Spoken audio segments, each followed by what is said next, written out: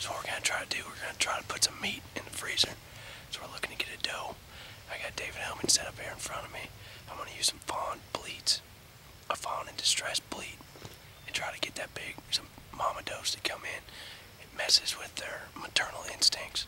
And they hear a fawn in distress, and they're gonna come in and try to kick them coyotes off of them or get them out of whatever they're in, whatever situation it may be. So that's what I'm gonna do, try some fawn in distress bleats. Hopefully we can get a doe to come in. I got David set up right in front of me.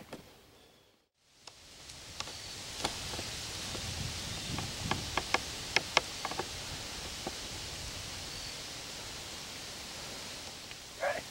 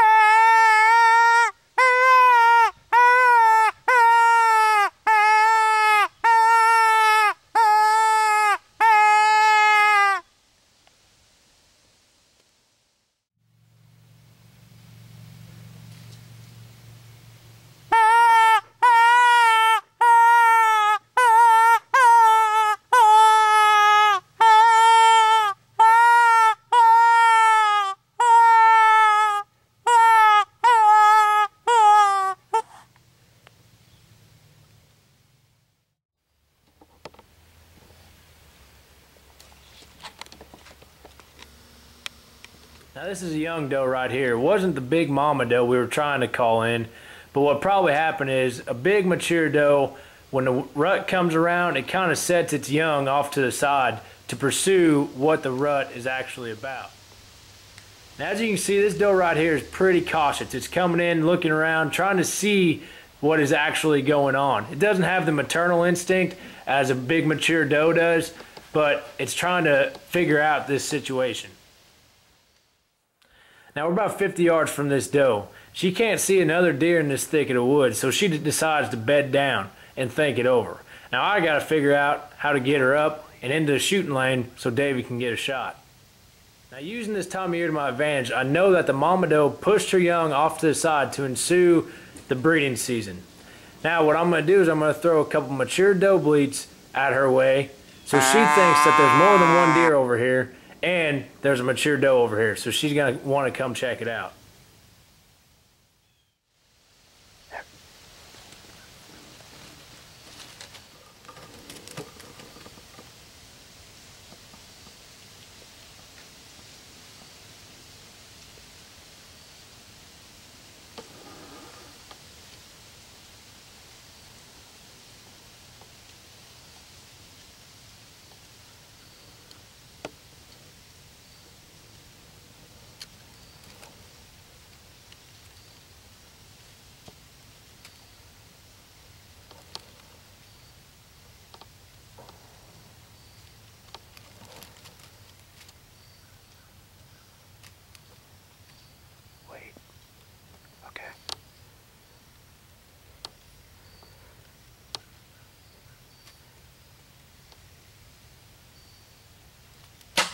Now this there went right under her. She ran over this hill and I tried to coax her back with some more doe bleats.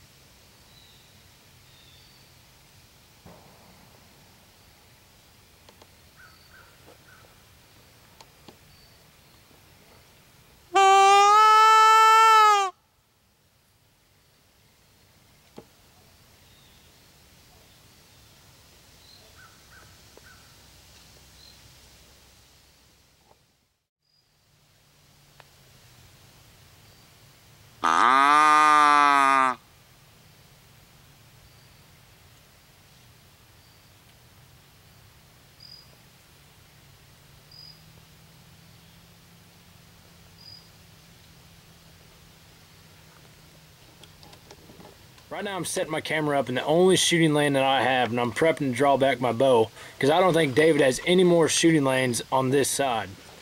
And now I go full draw, but just before she steps into frame, she gives David a chance for a second shot.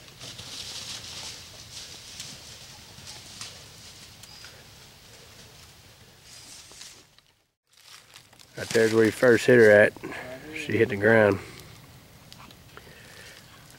Got some blood right here. Good blood. Yeah, good blood. Found your arrow? Found it. It's got See if we blood all can the way get to the fletching. So. all the way up to fletching. Yeah, it looked like she hit that tree with it and pulled it out.